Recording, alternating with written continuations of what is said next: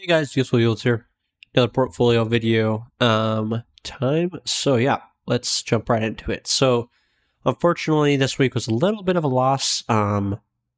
So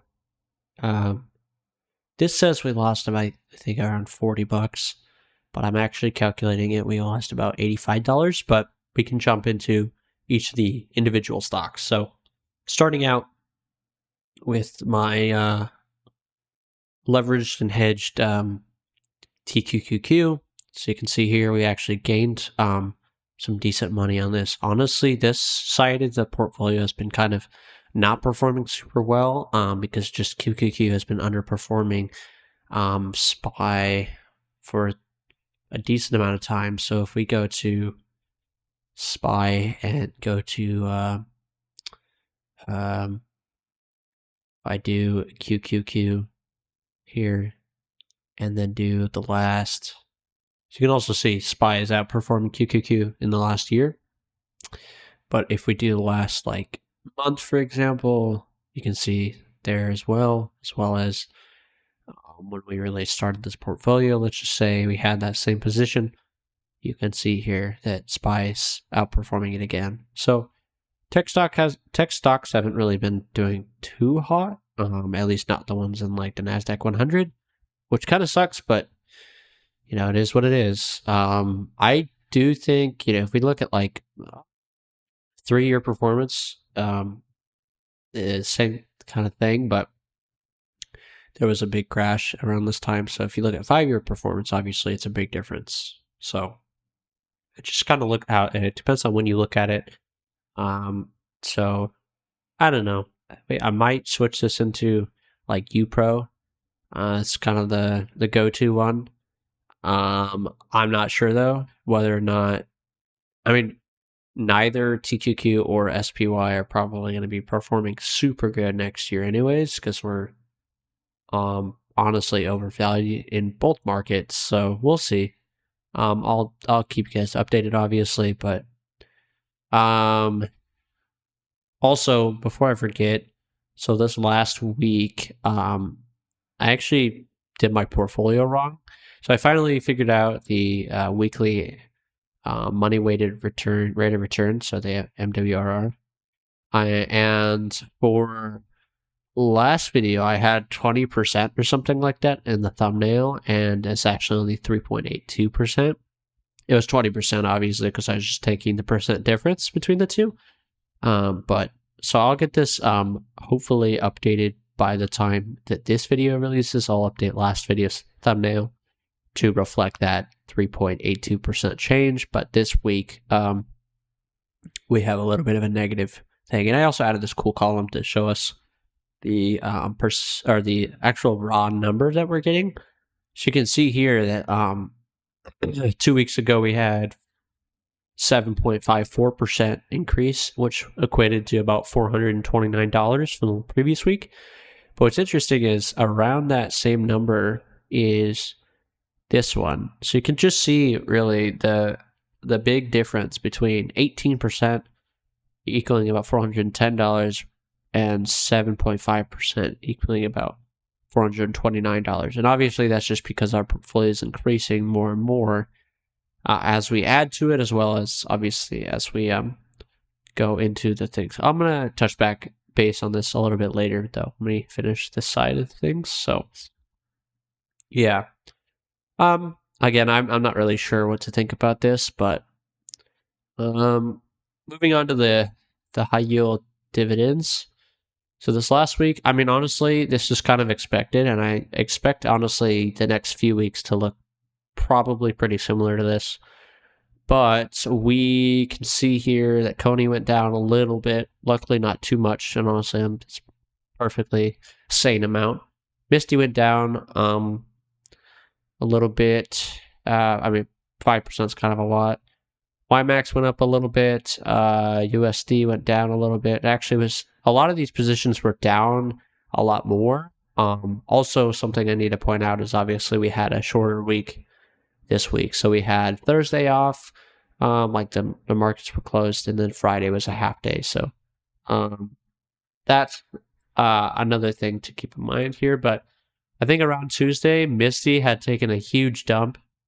USD and Nvidia as well. Those I think were on Wednesday, but then they ended up regaining some of their, or pretty much most of their performance back on Friday, right before the markets closed. So luckily we didn't lose too much there. Speaking of which, so we got a dividend from XDTE for $1.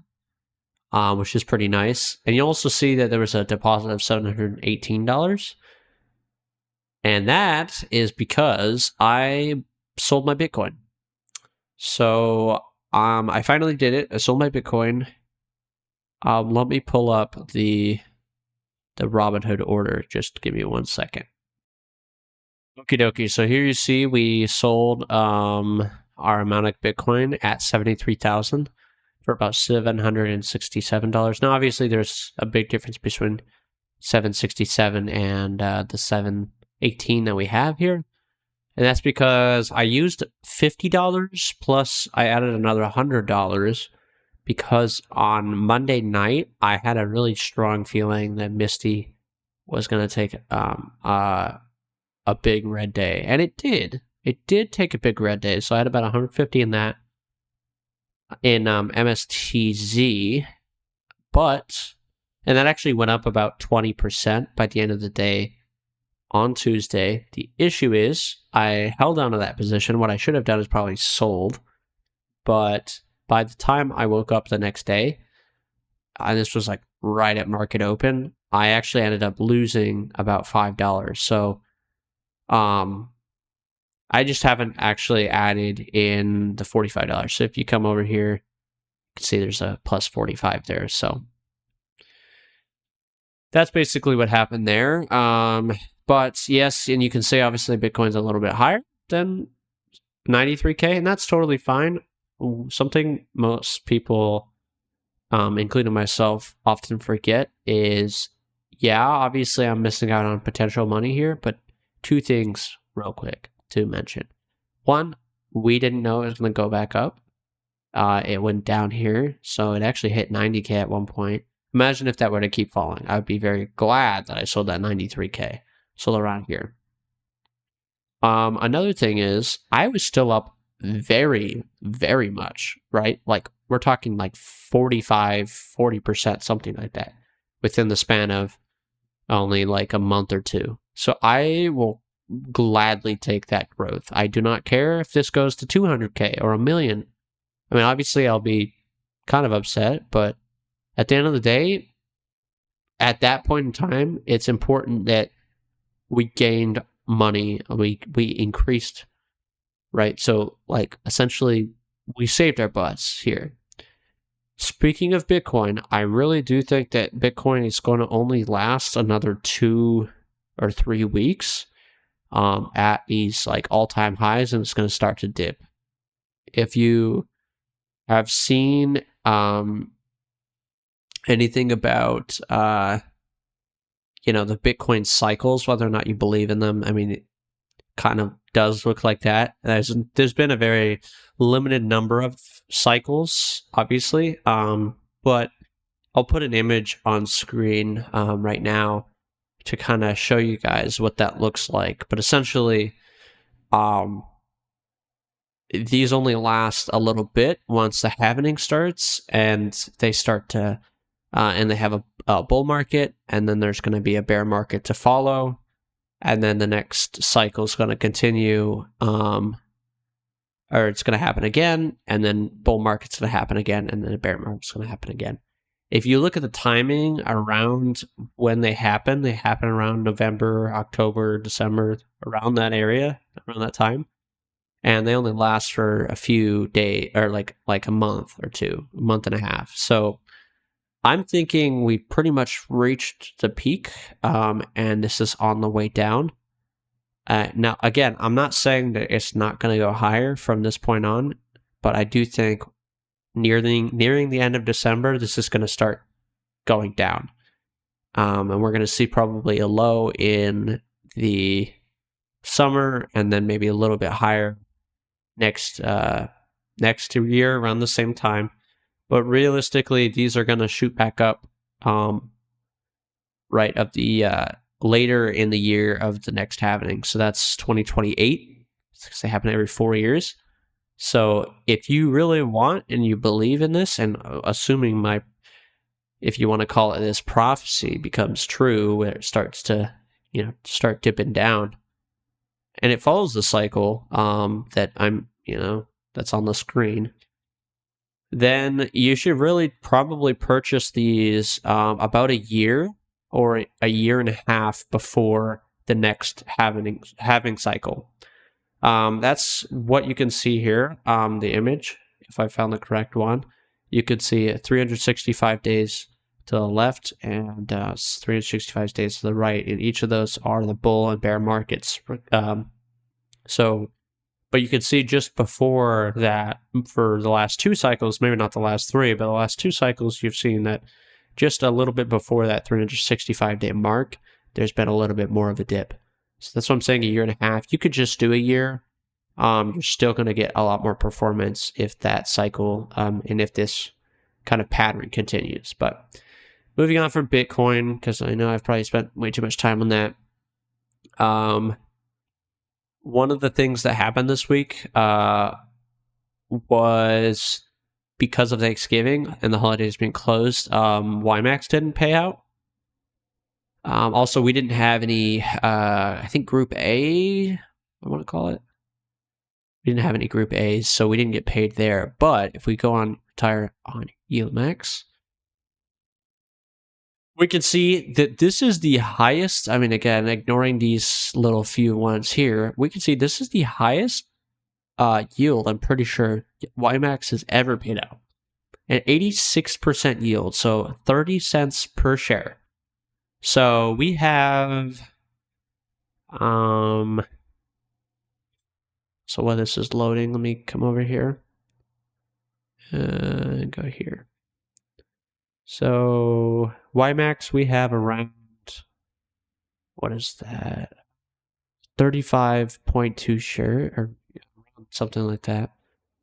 So if let me grab the calculator over here, add to that times this number here, we get about $10.74. Almost 75 cents. Now, obviously, it's like, oh, whip-de-doo, it's $10, but this is in a week. And obviously, we don't have that much invested in here. That's why the $86 or 86% yield, and I think actually 87 is what they declared, but I'm calculating it here a little bit wrong. But that 87%, 86% yield is like insane for this, because it's not a single ticker, right? So that's the important part. Was it Group A? Yeah, it was. So, speaking of which, next week we're going to have NVIDIA. Now, I was really tempted when those NVIDIA and USD started to drop, whether or not I wanted to sell these two. Because honestly, NVIDIA, I think we probably bought in a little bit too late. A lot of the growth that NVIDIA saw was at the very beginning of the year. Not to say that the dividends haven't been, super good, and we are still positive on it. But I've said this a ton in my videos, I really think we've hit the peak a while ago on NVIDIA, and it's going to start slowing down. The last 2 or 3 earnings have been really shoddy because people just expect more from NVIDIA, right? So, no, man, it's a really tough one because I've had this position for so long. With USD, we're actually not even that much in the green. I think if I do my math right, because the split, we're only about, because I think our average cost per share was about 115. And we have how many shares here? We have 10 shares. I guess we're still up because 115 times 10. Yeah, I guess we're up $110. I don't know if that's valid, but assuming my math works out correctly, $110, I think that's a really good amount of money to be made. And I think this is wrong because it says 68%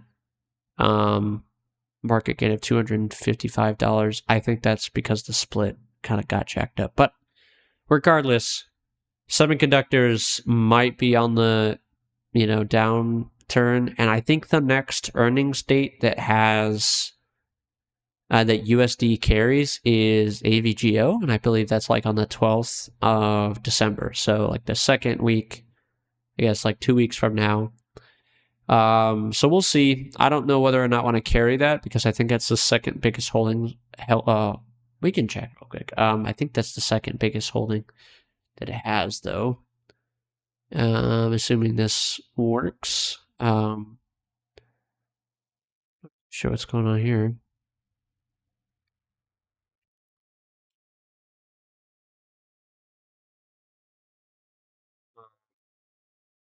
Anyways, you'll just have to take my word for it.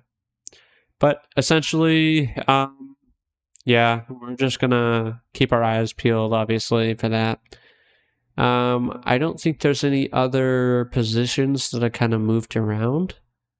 I'm just happy to be in YMAX at this point. Obviously, like, it's been performing pretty good. I feel like actually all time here, and look at YMAX, we're up about 1.6%, which isn't a lot, but the fact that these are going to be paying us constantly, or the fact that this is going to be paying us constantly with those yields is really the important part. So,